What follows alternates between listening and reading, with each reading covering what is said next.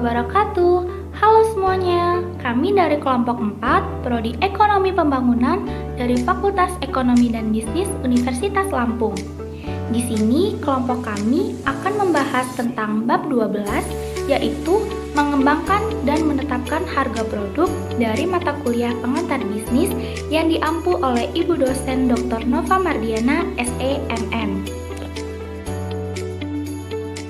Berikut adalah nama anggota-anggota dari kelompok kami. Yang pertama Meldi Herdiansyah dengan NPM 041, kedua Febiola Giska Mutiari dengan NPM 042, Lucia Krisanti Agustin dengan NPM 043, Rahma Azizah dengan NPM 046, dan yang terakhir saya sendiri Teresia Echa Octaviana dengan NPM 047. Di dalam bab 12 terdapat 5 tujuan. Tujuan pertama, menjelaskan definisi produk sebagai suatu paket nilai dan mengklasifikasikan barang dan jasa. Tujuan kedua, menggambarkan proses pengembangan produk baru. Tujuan ketiga, menggambarkan tahap-tahap siklus hidup produk dan metode untuk memperpanjang masa hidup produk.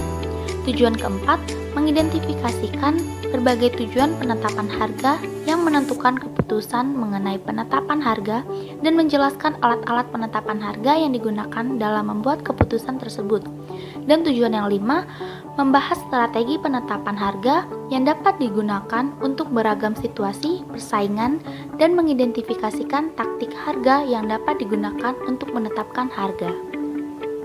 Sebelum masuk ke materi pembahasan, di sini kelompok kami mengambil sedikit cuplikan untuk salah satu contoh produk lokal, yaitu es teh Indonesia. Selamat menyaksikan ya! Dedikasi waktu dan tenaga para petani dan pemetik memastikan teh Indonesia menjadi bagian dari kehidupan kita semua sehari-hari. Es teh Indonesia hadir untuk melestarikan budaya teh untuk generasi berikutnya. Dengan bentuk penyajian modern serta didukung oleh teknologi terkini, kami telah memiliki 750 outlet atau kebun yang tersebar di seluruh penjuru Indonesia. Es teh Indonesia telah mengumpulkan orang-orang melalui visinya, memberikan lebih banyak keceriaan kepada momen penuh kebahagiaan. Kami siap menemani masyarakat Indonesia melewati hari-harinya dan akan selalu ada, baik sekarang maupun di masa depan. Di balik semua itu, kesuksesan kami datang dari buah pemikiran, inisiatif, dan kerjasama setiap individu di bawah naungan Es teh Indonesia.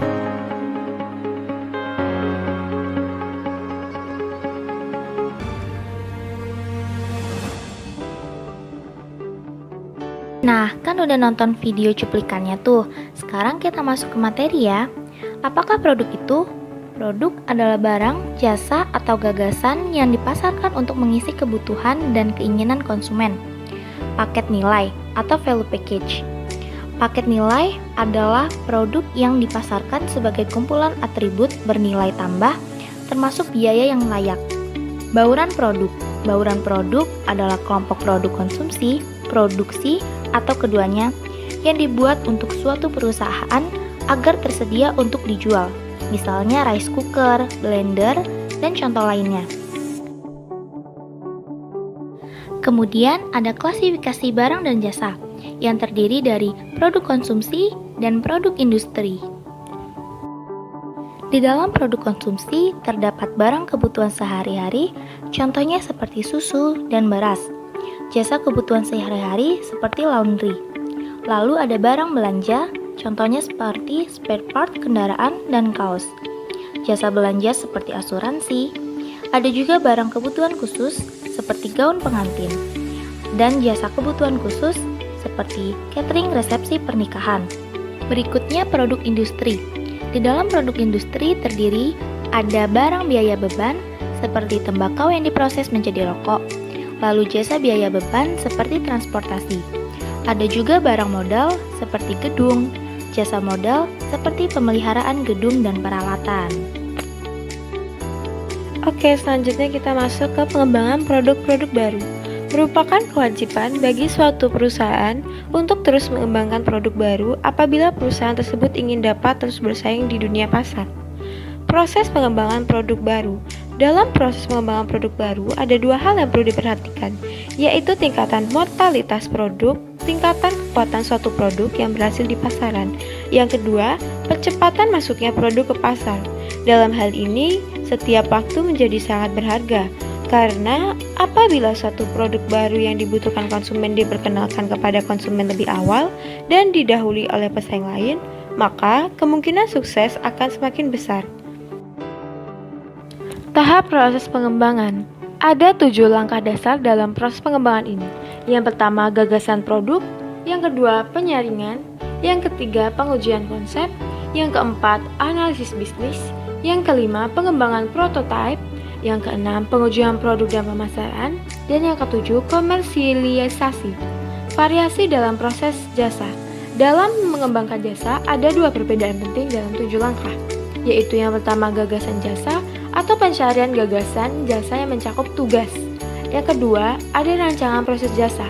Ada 3 bidang dibutuhkan dalam mengembangkan produk jasa, yaitu seleksi proses, persyaratan prakerja, dan persyaratan fasilitas. Daur hidup produk, yaitu rangkaian tahapan kehidupan produk selama menghasilkan laba. Tahap-tahap tersebut diantaranya, yang pertama perkenalan, yang kedua pertumbuhan, yang ketiga dewasa, dan yang keempat penurunan. Identifikasi produk. Pemberian merek produk. Pemberian merek produk adalah proses menggunakan simbol untuk mengomunikasikan ciri produk tertentu. Menambah nilai merek melalui ekuitas merek. Ekuitas merek adalah kadar kesetiaan dan kesadaran konsumen terhadap sesuatu merek dan pangsa pasar yang dibidiknya, di mana nama suatu merek akan muncul di ingatan konsumen ketika memikirkan suatu produk. Selanjutnya, pemberian nama e-business. Hal ini dapat mempercepat dan memperluas hubungan dengan konsumen di dalam maupun luar negeri. Dengan demikian, nama suatu merek akan semakin meluas.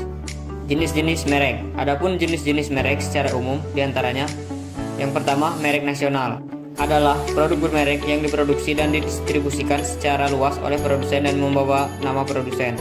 Yang kedua, merek lisensi adalah nama merek yang dibeli dari organisasi atau individu yang memiliki merek tersebut. Yang ketiga, merek pribadi adalah produk bermerek yang dikomisikan oleh pedagang, grosir, atau pengecer kepada produsen tertentu. Terhubung dengan pengikut. Anda kemudian dapat menyusunnya ke dalam pendahuluan, bahasan utama, dan kesimpulan. Pengemasan produk. Pengemasan membuat produk lebih menarik, menampilkan nama merek, serta mengidentifikasi ciri dan manfaat. Kemasan juga mengurangi risiko kerusakan, pecah, atau busuk, dan memperkecil kemungkinan dicuri. Setiap produk memiliki label pada kemasannya yang mengidentifikasi namanya, produsen, dan kandungannya. Pelabelan produk. Secara garis besar hampir serupa dengan fungsi kemasan dan perbedaannya hanya pada informasi yang dicantumkan pada label lebih lengkap.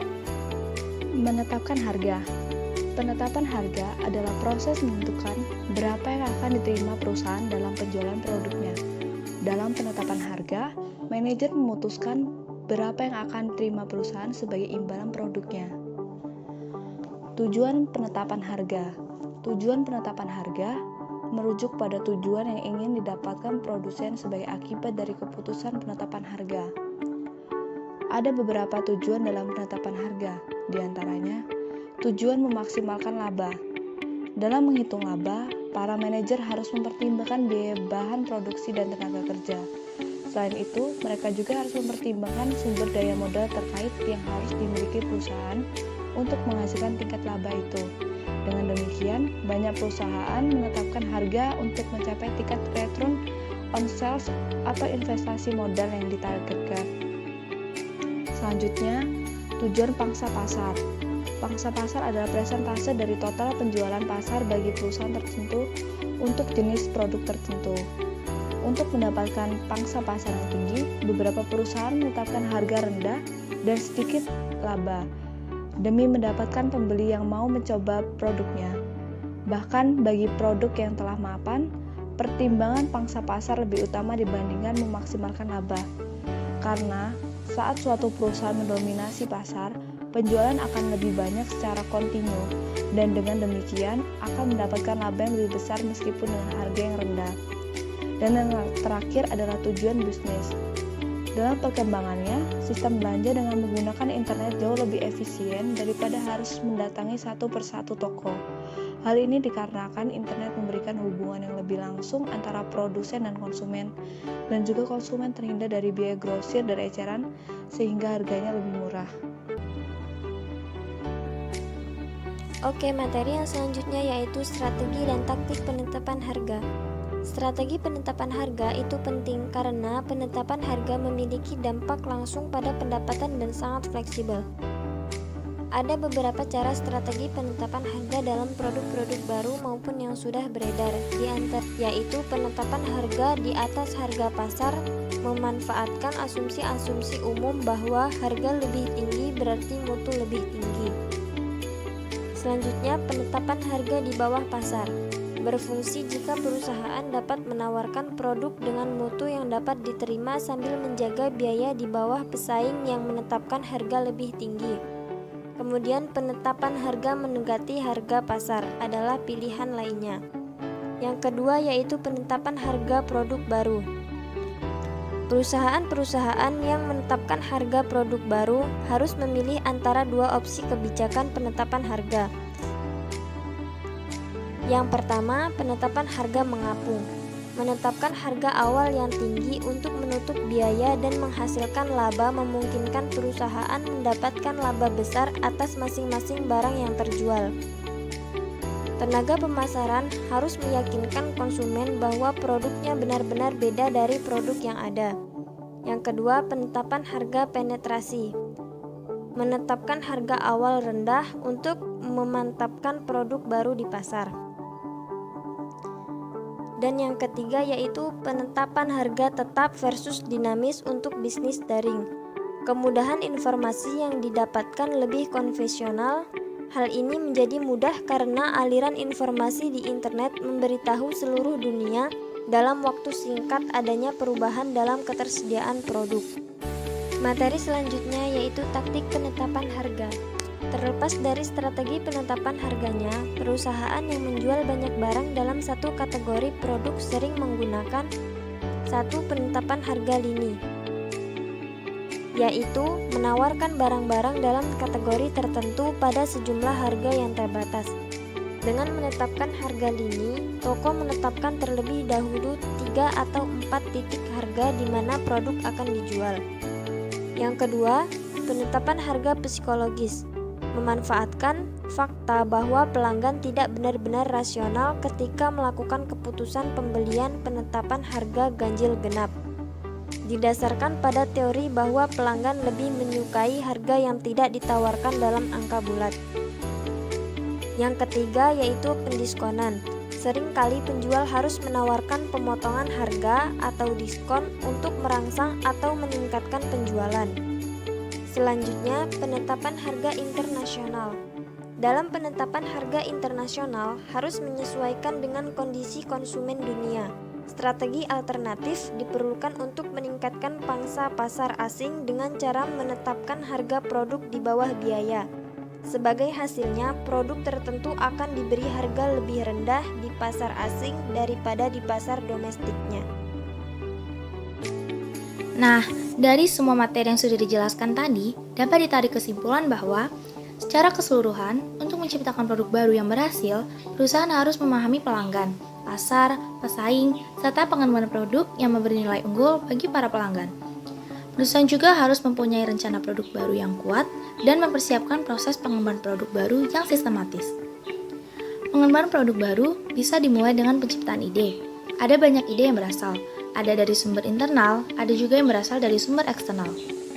Perlu diingat bahwa perusahaan melacak penawaran pesaing dan menginspeksi produk baru, menganalisis kinerja produk, dan memutuskan apakah mereka akan memperkenalkan yang sama atau produk yang lebih baik.